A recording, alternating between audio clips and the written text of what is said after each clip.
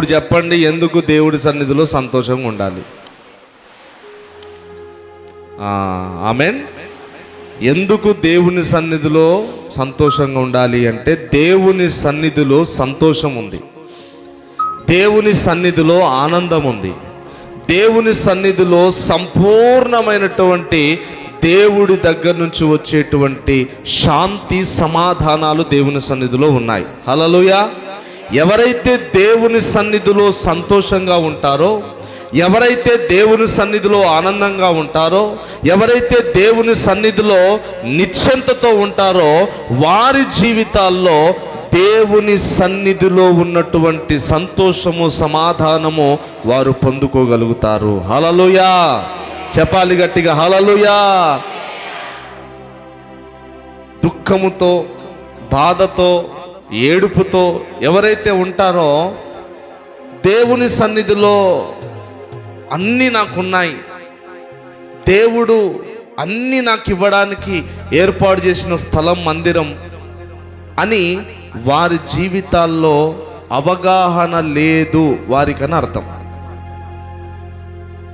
అవగాహన ఉంటే దేవుని సన్నిధికి వచ్చా, నేను సంతోషంగా ఉంటే దేవుడు సంతోషం నాకు ఇస్తాడు.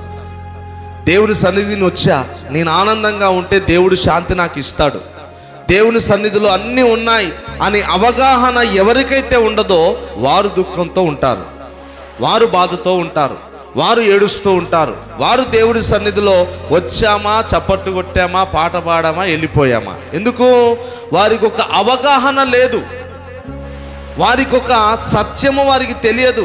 దేవుని సన్నిధిలో ఆనందిస్తే దేవుడి కృప నేను పొందుతాను, దేవుని సన్నిధిలో నేను సంతోషిస్తే దేవుని దయను నేను పొందుతాను, దేవుని సన్నిధిలో దుఃఖముతో బాధతో ఉండకుండా దేవుడు నన్ను చూస్తున్నాడు, దేవుడు నన్ను దీవించి పంపిస్తాడు, దేవుడు నన్ను కృప చూపించి పంపిస్తాడు, దేవుని మందిరంలోనికి వచ్చిన వారిని దేవుడు త్రోసివేయడు, దేవుడు విడిచిపెట్టడు అని ఎవరైతే నమ్ముతారో వారు దేవుని సన్నిధిలో ధైర్యంగా సంతోషంగా ఉంటారు. హల్లెలూయా. అందుకోసము దేవుని సన్నిధిలో మనము సంతోషించే వారముగా ఉండాలి. ఆమేన్. దేవుని మందిరము బయటే ఏవైనా, నువ్వు దేవుని సన్నిధిలోనికి వచ్చావా, దేవుని మందిరంలోనికి నువ్వు వచ్చావా, ఆయన గొప్పవాడు, ఆయన శక్తిమంతుడు, ఆయన చూచే దేవుడు, ఆయన సహాయము చేసే దేవుడు, ఆయన నీ కన్నీరు తుడిచే దేవుడు, ఆయన నీకున్న సమస్యలన్నిటి నుండి నిన్ను విడిపించే దేవుడు, నీకున్నటువంటి బాధలన్నిటి నుండి దేవుడు నీకు ధైర్యాన్ని, శక్తిని, బలాన్ని అనుగ్రహించి ఆత్మీయంగా ముందుకు నడవడానికి నిన్ను బలపరిచే స్థలమే దేవుని మందిరము. హల్లెలూయా. ఇన్ని ఆశీర్వాదాలున్న దేవుని మందిరంలో మనము సంతోషంగా ఉండాలి. పాటలు పాడేటప్పుడు, వాయిద్యాలు వాయించేటప్పుడు, చప్పట్లు కొట్టేటప్పుడు, ఆరాధన చేసేటప్పుడు, వాక్యం వినేటప్పుడు, ఏమండి, ప్రతి సమయములో మనము దేవుని సన్నిధిలో ఉన్నప్పుడు ఆనందించాలి. హల్లెలూయా.